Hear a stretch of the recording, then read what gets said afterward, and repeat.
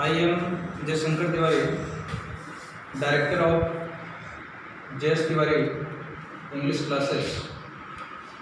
I run my coaching classes at Babu Mancho in Hazaribagh. In this video, I am going to talk about your graduation syllabus. I will cover your whole syllabus through my video classes. You can join my classes either offline or online. If you want to join my classes through offline, you will have to visit after COVID-19 lockdown.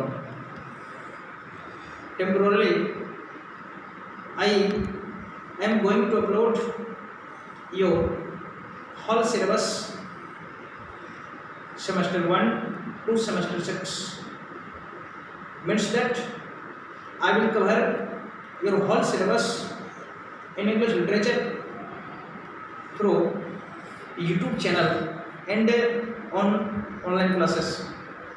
If you want to join my online classes, you can ask your link number.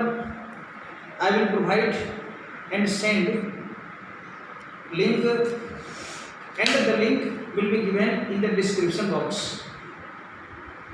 Today I am talk about syllabus of English literature semester 1. You are requested to see on the blackboard, watch my video carefully till the end. After that, I request you can share and comment my video, whether you like my video or not. What is your suggestions? What is in your thinking will be improved or decreased in the video? You can comment on my channel, and I suggest you keep stay with us. I will upload video daily basis. You can watch only one video and can complete your entire course semester 1 to semester 6. Daily I will provide you only one video, and you can watch me and you can comment me. Let us start. I will write your semester 1 syllabus on the blackboard. You can watch and comment what you liked it or not. Okay?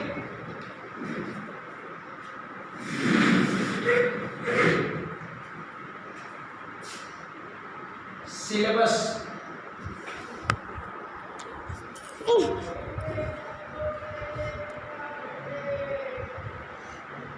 English honors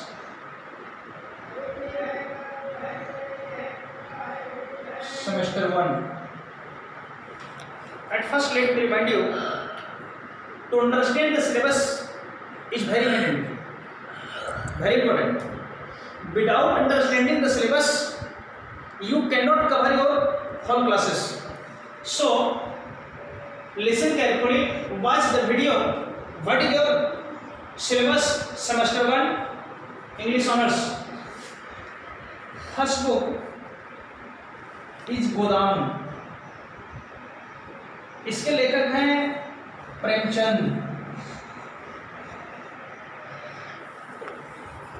Students, don't worry, I will speak in both language, Hindi and English. Means English. Most of the students commented, sir, speak in both language, Hindi and English. So I decided to speak in both Hindi and English, means English language. If I give you my lecture in only English classes, most of the students do not understand English language because they belong to a rural background and they do not English language sufficiently. So I decided to speak in both languages, Hindi and English. Okay? देखो गोदाम लिखा है प्रेमचंद ने, एक किताब है तुम्हारा गोदान, इसको लिखा है प्रेमचंद ने, मुंशी प्रेमचंद जिसका नाम आप लोग जानते होंगे, और इसका फुल नाम है धनपत राय। कभी कभी एग्जाम में ऑब्जेक्टिव क्वेश्चंस के रूप में पूछे जाते हैं कि बड़ी the full name of Munshi Premchand, objective में एमसीक्यू मारना धनपत राय, क्या मारना है? धनपत राय। ये सेकेंड किताब तुम्हारा हो जाएगा रामायण, इसको लोग लिख सकते हैं द रामायण। वैसे भी द का यहाँ प्रयोग रामायण के पहले इसीलिए लगा है, ध्यान देना है कि the is use with religious books. कोई भी रिलीजियस बुक्स के पहले आर्टिकल द लगता है, तो आर्टिकल का चैप्टर है तो समझ सकते हैं आराम से, ये ध्यान देना है। और तीसरा किताब जो तुम्हारा है, फर्स्ट किताब हो गया गोदान, ठीक है, एक प्रेमचंद लिखे हैं, द रामायण को यहाँ पर लिखे वाल्मीकि। तीसरा किताब है the story of experiments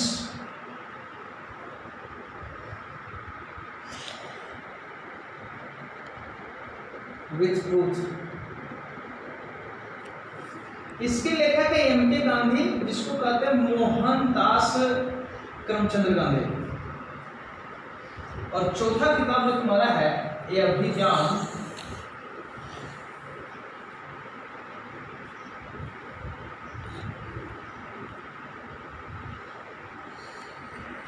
Shakuntala, और इसके लेखक तुम्हारा है Kalidas. Pay attention students, this is your Godan Ramayana story of experiments with truth, M K. Gandhi, और चौथा किताब है अभिज्ञान शकुंतला, इसके लेखक हैं Kalidas. It is your first unit first and unit second. 4 किताब will be included also besides unit 1 the Iliad, इसके लेखक तुम्हारा है Homer. The divine comedy,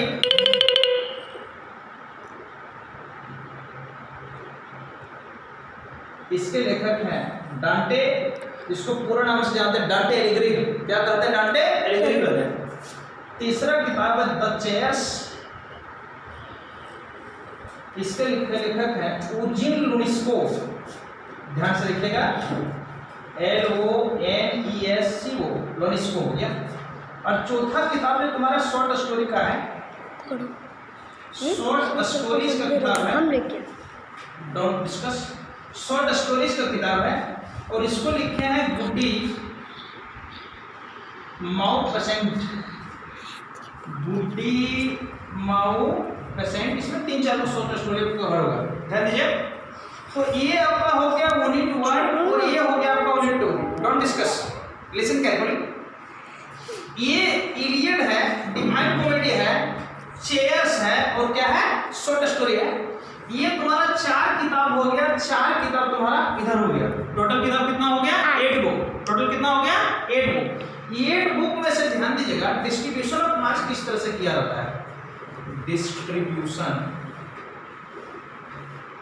distribution of marks, ये डिस्ट्रीब्यूशन ऑफ मार्क्स किया जाता है, ध्यान दीजिएगा। गोदान से तुम्हारा यहाँ पर देखो 15 नंबर के क्वेश्चन पूछेगा, रामायण से 15 नंबर क्वेश्चन पूछेगा, एक्सपेरिमेंट से 15 नंबर क्वेश्चन पूछेगा, अभिज्ञान शकुंतला से 15 नंबर क्वेश्चन पूछेगा। मतलब टोटल क्वेश्चन हो गया तुम्हारा 60 नंबर। ध्यान दीजिए, फिर भी आपको और क्लियर कर देना चाहता हूँ। रामायण से 2 और 3 क्वेश्चंस इज टेस्ट, 2 से 3 क्वेश्चन पूछे जाएंगे रामायण से, इसमें मात्र 1 क्वेश्चन आपको अटेम्प्ट करना पड़ेगा।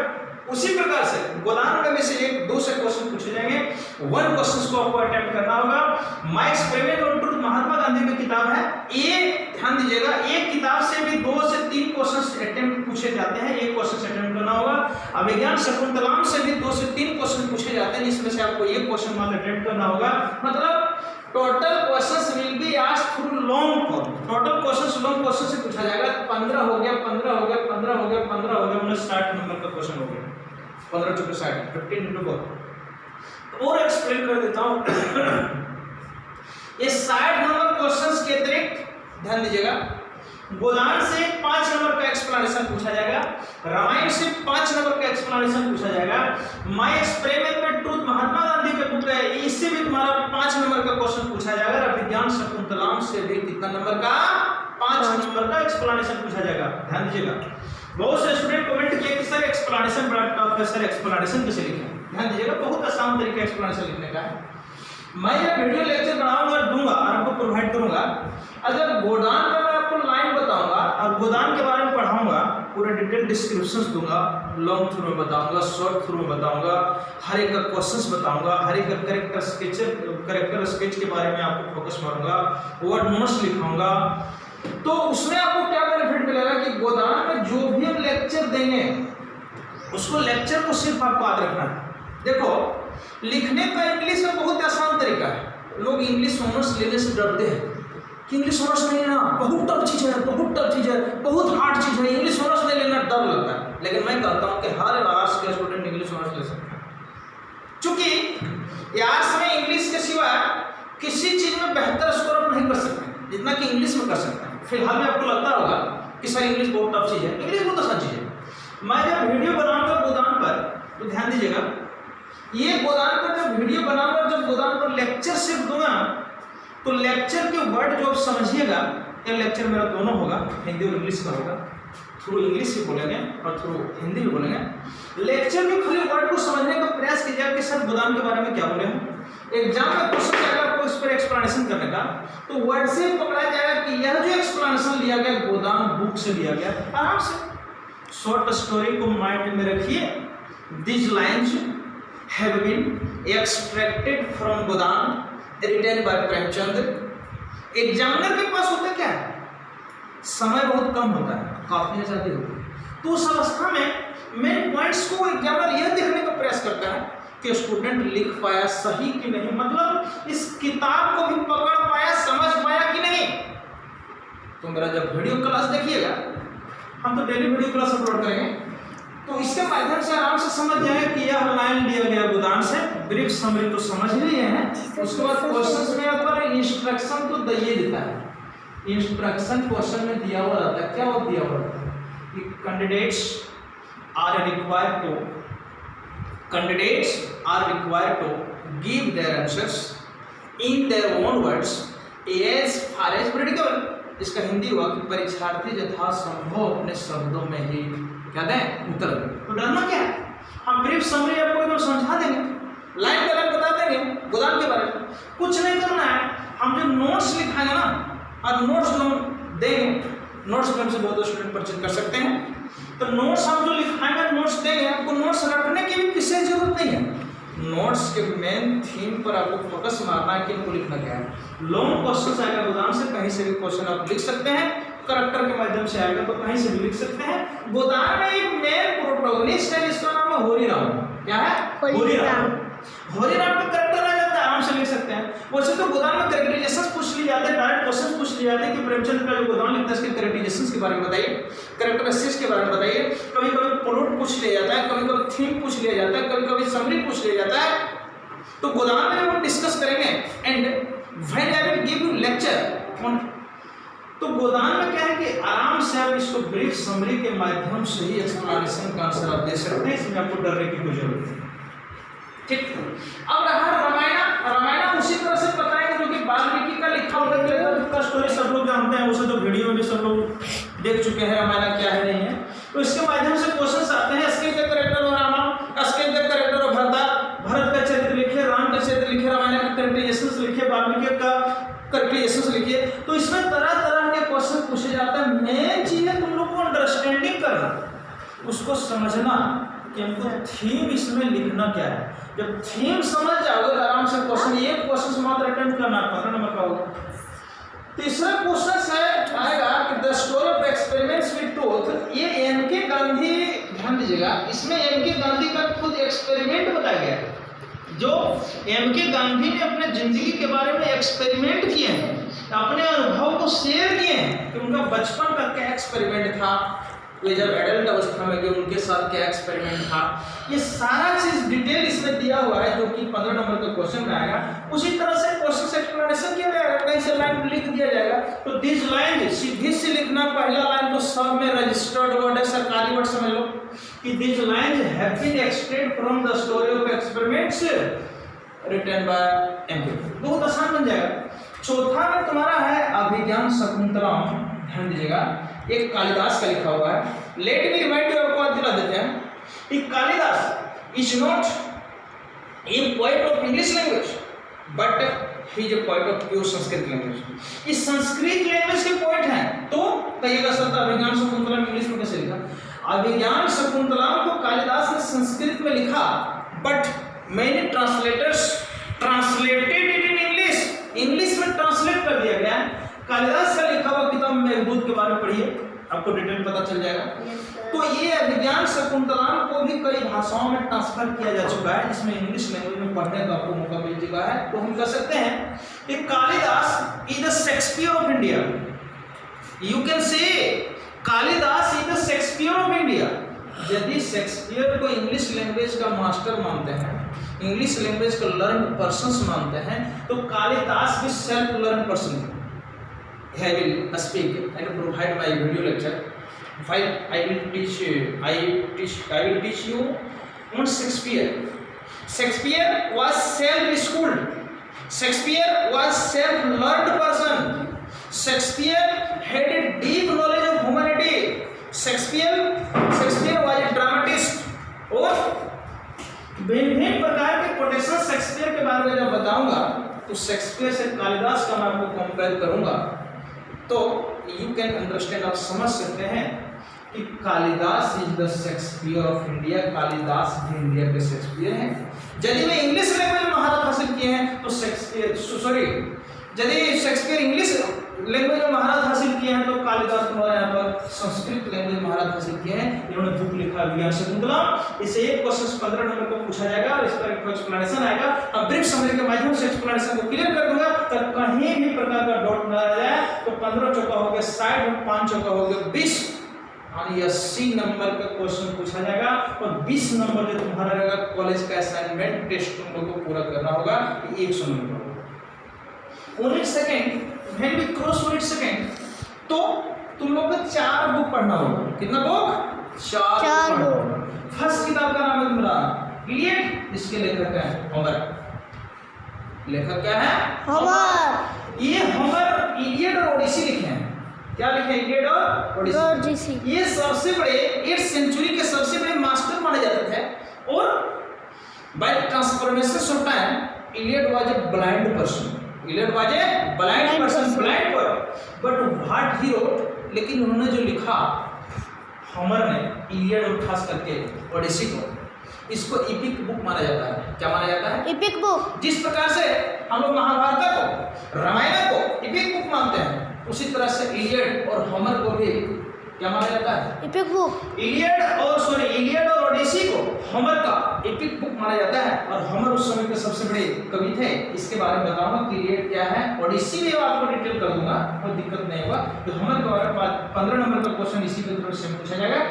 सेकेंड किताब जो तुम्हारा पढ़ना होगा द डिवाइन कॉमेडी। क्या पढ़ना होगा? The divine comedy. The divine comedy ये पढ़ना होगा। ये किताब है डांटे का, जिसका पूरा नाम है डांटे एलिग्री। क्या नाम है? डांटे एलिग्री। खास करके एक इटालियन पोएट है जिनका जन्म 1365 ईस्वी में हुआ, 1365। कितना? 1365। ये इटली लैंग्वेज के कवि हैं, इटालियन लैंग्वेज के कवि। इन्होंने लिखा है किताब जिसका नाम है the divine comedy. Let me remind you, आपको याद दिला देते हैं कि डांटे ने ढेर सारी कॉमेडी लिखा है, ढेर सारे बुक्स लिखे हैं, बट सेमेस्टर 1 में मात्र एक किताब पढ़ने का आपको मौका मिला है, जिसका किताब का नाम है द डिवाइन कॉमेडी।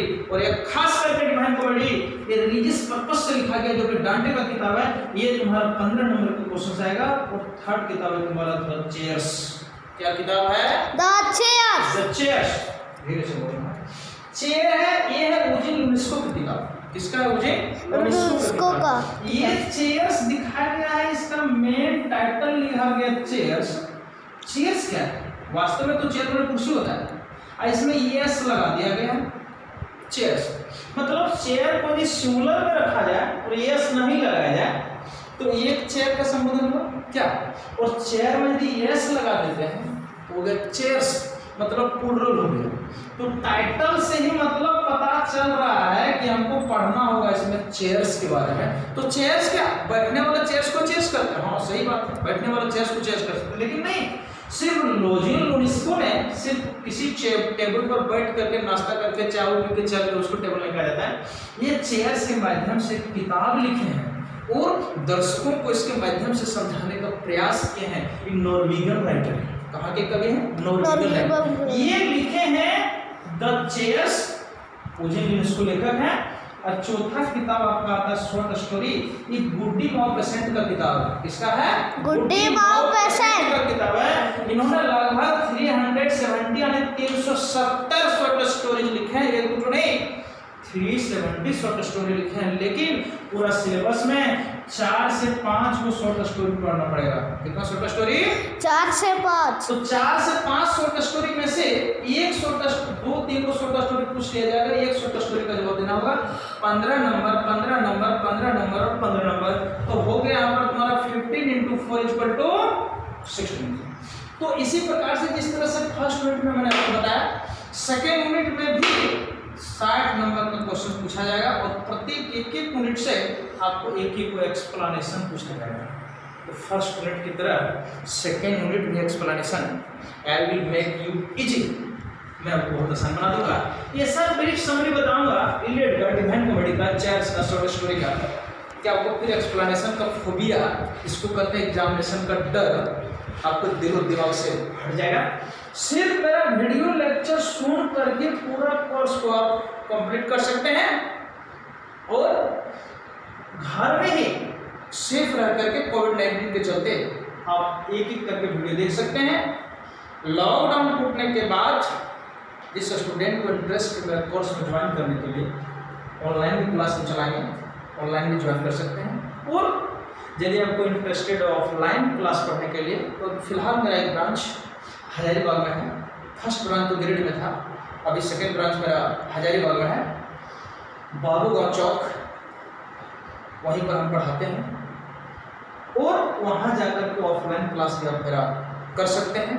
हर एक चीज़ मैं आपको डिटेल करूँगा। सबसे पहले गोदाम का आपको समरी बताऊँगा, प्रेमचंद के बारे में बताऊँगा। समरी के बाद आपको एक एक लाइन जो इम्पोर्टेंट्स है इसको बताऊँगा, थीम बताऊँगा, प्रोड कंस्ट्रक्शन बताऊँगा, कैरेक्टराइजेशन बताऊँगा। मतलब पूरी तरह से आपको रिमाइंड कर दूंगा, just like a child. Exam में कोई क्वेश्चन याद करके रट के जाने की जरूरत नहीं है, सिर्फ मेरे क्लास को अटेंड करने की जरूरत है। सिर्फ क्लास अटेंड कर लेते हैं, सिर्फ मेरा फिलहाल अभी यूट्यूब चैनल भी देख लेते हैं 1 by 1 करके, डिस्क्रिप्शन में डाल दिया जाएगा। आप एक एक करके वीडियो मेरा चेक कर सकते हैं और चेक करने के माध्यम से हर चीज़ से आप प्राप्त कर सकते हैं। यदि वीडियो आपको अच्छा लगा होगा, सिलेबस यदि आपको अच्छा से समझ में आया होगा, तो वीडियो को लाइक कर दीजिएगा, शेयर कर दीजिएगा, अधिक से अधिक स्टूडेंट के बीच में इस चीज़ को जानकारी दीजिएगा। विजय शंकर सर भी आप video online class YouTube channel के माध्यम से, ऑनलाइन क्लास के माध्यम से दे रहे हैं। फिलहाल हम ऑफलाइन क्लास दिया करते थे, ऑनलाइन मेरा क्लास चैनल नहीं था, लेकिन कोविड-19 के चलते मुझे ऑनलाइन और यूट्यूब चैनल बनाने के लिए विवश हो जाना पड़ा। टाइम व्यस्तता के चलते मैं यूट्यूब चैनल वीडियो नहीं बना पा रहा था, लेकिन स्टूडेंट का लगातार कॉल आने के कारण मैं चैनल बनाने के लिए विवश हो गया। यह चैनल गरीब लड़कों के लिए, जो कि डायरेक्ट यूट्यूब चैनल से अपना कोर्स को कंप्लीट कर सकते हैं। यदि मेरा कंप्लीट कोर्स को लेना चाहते हैं तो हमसे आप संपर्क कर सकते हैं। मेरा मोबाइल नंबर है 9430314612। हालांकि टोटल चीज़ में डिस्क्रिप्शन बॉक्स में डाल दूंगा, इसमें आप व्हाट्सएप कर सकते हैं, मैसेज भेज सकते हैं, किसी भी तरह का कमेंट कर सकते हैं कि वीडियो में क्या इंप्रूव करने की ज़रूरत है, क्या डिक्रीज करने की ज़रूरत है, कोर्स को कितना अंडरस्टैंडिंग लेवल पर समझें, कोर्स में क्या कमी रह गया है और क्या समझावें और क्या आप लोगों को चाहिए। चूँकि शेयरिंग इज केयरिंग, इसलिए रिक्वेस्ट है कि वीडियो को अधिक से अधिक शेयर कीजिए। तब तक के लिए नमस्कार।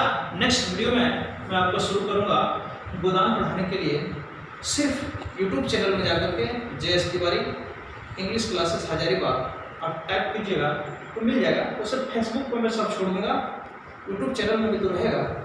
आप इसको लाइक कर सकते हैं, शेयर कर सकते हैं। तब तक के लिए धन्यवाद, नमस्कार।